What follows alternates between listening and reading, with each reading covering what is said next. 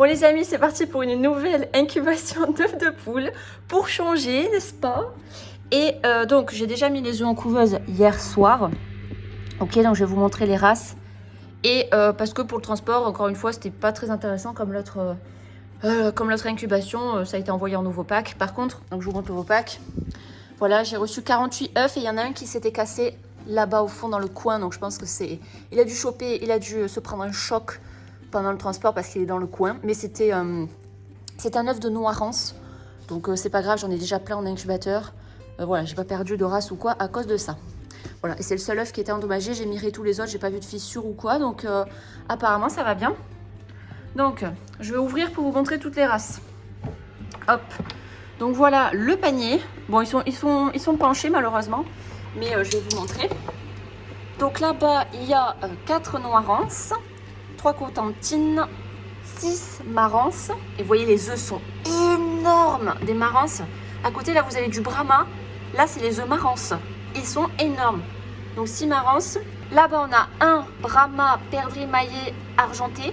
Et ensuite, de là à là, c'est que du brahma perdrix maille doré. Donc je crois que j'ai 6 perdrix maille doré brahma et un brahma perdrix maillé argenté. Ensuite, ici, il y a 5 brahma fauve herminé. Là, il y a 3 viandottes. Ici, on a 2 œufs de couleur indéterminée. Il n'y a pas d'inscription, donc je ne sais pas du tout. Lui, on dirait que c'est un F2 peut-être, F1, F2, je ne sais pas, parce qu'il est vert. Il est un peu vert-marron.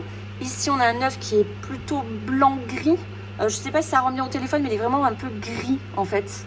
Voilà, et vu qu'il n'y a pas d'inscription, bah, je ne sais pas ce que c'est. Ensuite, là, on a du Pékin porcelaine. On a un Pékin porcelaine et 7 Pékins cailloutés. Donc, je crois que c'est caillouté, chocolat caillouté. Et il y a noir aussi, noir caillouté. Voilà. Donc, ici, on a un F1, je pense. Oliveger F1, qui a pondu ça. Mais je ne sais pas avec qui la poule a été croisée.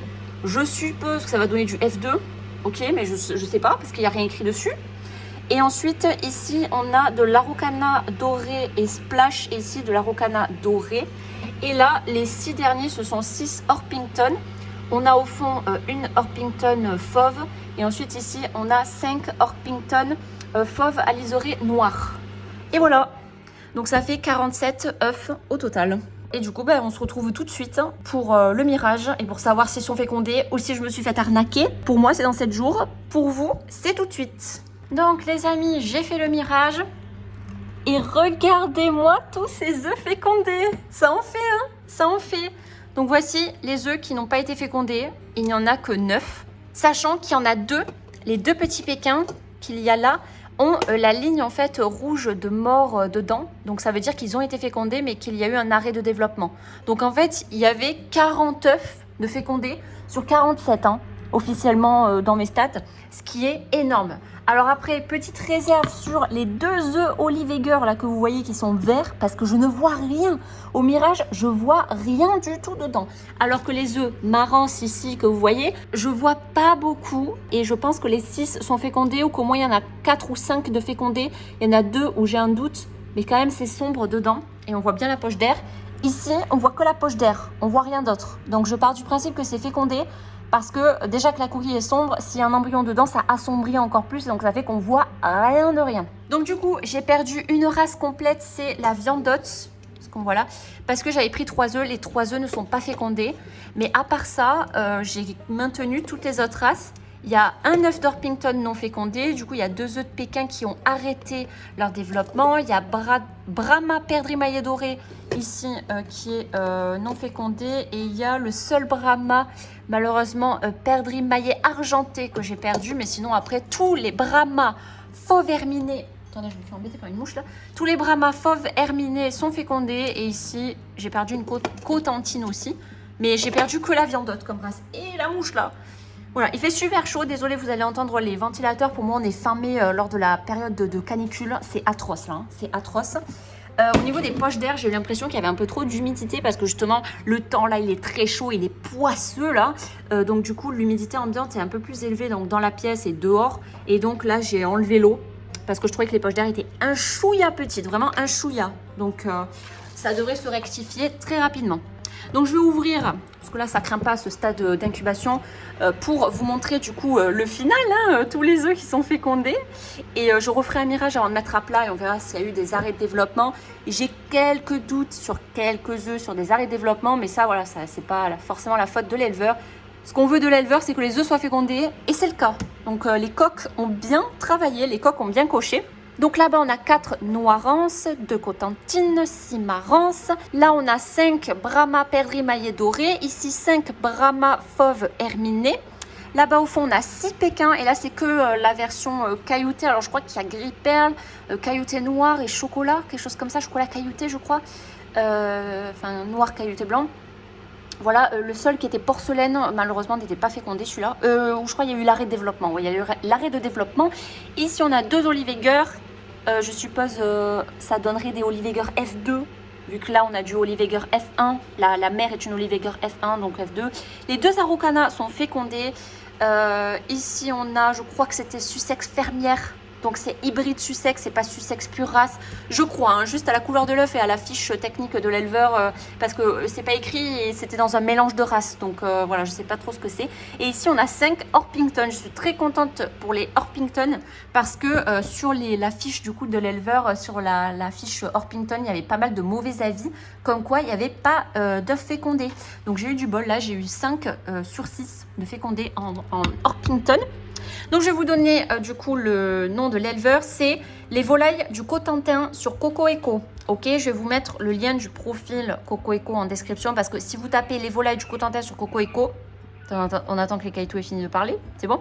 Si vous tapez ça, vous n'allez pas trouver le profil en fait. Sur Coco Eco, vous pouvez chercher que des œufs, vous pouvez pas chercher des profils de gens. Donc je vous mets le lien, ce n'est pas sponsorisé, cette personne ne sait pas que je fais une vidéo qui parle de lui. Donc voilà, c'est tout, c'est juste pour vous donner un éleveur. Après, faites attention, il y a des gens qui avaient des avis négatifs qui disaient qu'ils n'avaient pas eu de fécondité. Donc peut-être que là, j'ai eu un coup de bol. Peut-être que si vous commandez chez cet éleveur, vous aurez des œufs non fécondés, vous n'aurez pas beaucoup de fécondité. Je ne sais pas, mais voilà, moi je conseille parce que ça a été bien expédié en temps et en heure. Ça a été expédié en Novopac, il y a eu un seul œuf cassé. Et voilà, et là pour moi, ils sont quasi tous fécondés, donc c'est très très bien. Voilà, donc on se retrouve plus tard, dans 2 semaines quasiment, pour la mise à plat, je pense. Ah oui, et tant que j'y pense, je vais vous donner les statistiques de pourcentage de fécondité parce que je trouve que c'est beaucoup plus parlant que juste si je vous donne il y a tant d'œufs fécondés, tant d'œufs pas fécondés. Ça fait donc, pour moi là, ça fait 81% de réussite si j'inclus les 2 œufs qui ont avorté comme étant de la non-fécondité. Donc 81% de réussite, c'est énorme sur le premier mirage. Pour des œufs expédiés, c'est vraiment énorme, hein, je souligne ça. Et en œufs fécondés purs, donc ça veut dire que j'inclus ceux qui ont avorté dans le taux de fécondité. Ça fait un taux de fécondité des volailles de cet éleveur de 85%. Sachant que ça a été envoyé par la poste et tout, vraiment, mais c'est excellent, c'est excellent. Si je vous rappelle mes 2 dernières incubations, du coup que j'avais faites, attendez, je retrouve les statistiques. Oui, l'incubation précédente, j'avais eu un taux de fécondité de 66%, comparé du coup à 85, 66, c'est quand même moins bon. Et celui encore d'avant, je crois que j'avais eu 50%. Voilà, donc là, c'est vraiment excellent. Et en plus, les œufs de cet éleveur coûtent moins cher que les œufs de l'éleveur précédent que j'avais commandé sur le village des poules. Les œufs, c'est 2,50 € par œuf, ce qui est assez cher. Là, chez cet éleveur ici, il y a des promos. Des fois, vous avez des lots où vous choisissez pas forcément les couleurs ou quoi, qui sont moins chers, qui sont à moins de 2 €. Vous avez une promotion sur 5 œufs achetés, vous en avez un 6e offert. Donc, il y a certaines races qui sont plus chères. Par exemple, la Brahma, c'est 3 € pièce. Mais vous avez aussi beaucoup de races plutôt rustiques. Par exemple, la Marance et tout, même les Pékins, qui sont du coup à 2 € pièce, 2 € l'œuf. Donc, c'est moins cher que le village des poules. Donc l'éleveur que j'avais testé précédemment et en plus de ça, il y a un meilleur taux de fécondité, en tout cas chez moi, des œufs qui m'ont été envoyés. Donc je suis très très contente de cet éleveur et là pour l'instant si je dois recommander chez quelqu'un, je pense que c'est chez lui que je recommanderais. Ce qui me permettrait de retester la fécondité et voir si j'avais un coup de bol ou pas, ou si lui en fait à chaque fois c'est 80%, quoi, vous voyez, ou 70%. Voilà, donc ça pourrait être potentiellement une idée de prochaine commande. Mais j'ai encore d'autres éleveurs à tester avant ça. Donc ça sera peut-être pour l'année prochaine ou cet hiver. Si jamais il a des œufs disponibles, si c'est poule-pond de l'hiver et tout ça. On verra ça plus tard. Donc les amis, j'avais oublié de vous filmer le fait de les mettre à plat. Donc là on est au jour 20 et il y a des naissances, ça commence à arriver. Et donc là je vous montre la mise à plat, je vous explique ce que j'ai fait. Je vous montre aussi les 3 œufs qui ont arrêté leur développement. Et ensuite on s'arrêtera là pour cette vidéo et je vous ferai dans la prochaine vidéo, il y aura les naissances avec tout le monde, avec le décompte, etc. Voilà. Donc du coup, là j'ai mis tous les œufs. Là il y a un petit Pékin qui est né. Ici j'ai mis tous les œufs à plat, donc les Marans, Cotentine, Brahma, Orpington, Pékin. Il y a un peu tout le monde ici, au milieu. Et sur les côtés, on a les 4 Noirans là à gauche. Et ici on a les 3 œufs de couleur Olive Egger à droite. Comme ça je repère leur couleur, leur forme et tout, pour les différencier. Notamment parce que les Noirans et les Marans vont énormément se ressembler, donc je vais les séparer, je vais pas les mettre dans les mêmes poussinières pour pouvoir les repérer et voir qui est qui. Voilà, alors que ceux du milieu, ils sont tous reconnaissables, donc je les ai mis ensemble, tout simplement. Hein, les petits, là. Bon, je vais vous laisser là, hein. Ça sera pour la prochaine vidéo qui va sortir très bientôt, hein, sur la naissance de tout le monde, là.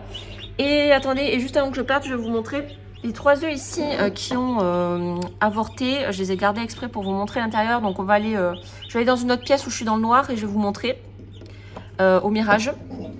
Hop, je prends ça. Donc me voilà dans le noir. Je vais vous montrer. Alors là il y a un petit œuf de Pékin. Attendez, hop. Voilà, un petit œuf de Pékin qui a avorté. Donc en fait l'œuf est très clair.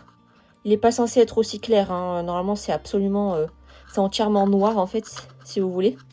Voilà, ici, vous voyez que là, c'est comme si, alors attendez, voilà, là vous voyez, il devait y avoir l'embryon ici, qui est absolument tout petit, et qui a arrêté de se développer. Donc ça c'est un Brahma perdrix maillet doré, voilà, qui a arrêté de se développer très tôt, parce que vous voyez le tout petit embryon là. Et ensuite un œuf de Marans. Alors lui, attendez...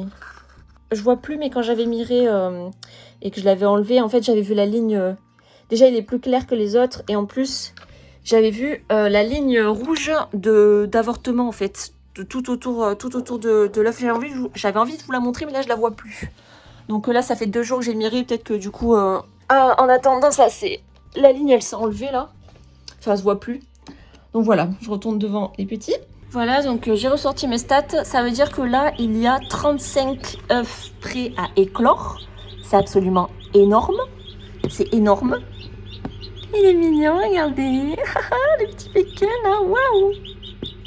Bon, je me déconcentre. Donc, il y a 35 œufs prêts à éclore ici, ce qui fait un taux de réussite de 74% par rapport aux œufs que j'avais achetés. J'en avais acheté 47, il y en a 35 prêt à éclore, hein. C'est absolument énorme. Je m'attendais pas du tout à avoir autant de poussins.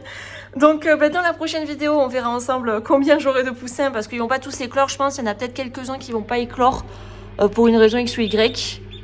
S'il y en a qui galèrent à sortir, j'essaierai de les aider. Puisque, par exemple, à ma dernière couvée, il y avait un Rhode Island qui n'avait pas réussi à sortir. Je l'ai aidé et là, il va super bien, hein.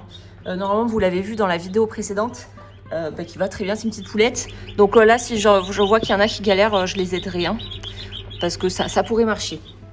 Voilà, donc du coup, là, vous avez un aperçu de la suite. Je vais peut-être vous laisser un nouvel aperçu où on verra 1 tonne de poussins dans la poussinière, peut-être. Sinon, genre, si je le mets pas, c'est pas grave, ça sera dans la prochaine vidéo. Et donc voilà, je vous souhaite une agréable journée et je vous dis à très bientôt pour la suite de ces petites naissances. Il y en a du monde, hein. Je m'en souviens de toi là, de ce que tu m'as fait, subir là, toi là. Bon les amis, il y a eu un peu une catastrophe, mais purée, il s'en passe des choses, hein, dans ces naissances là, hein.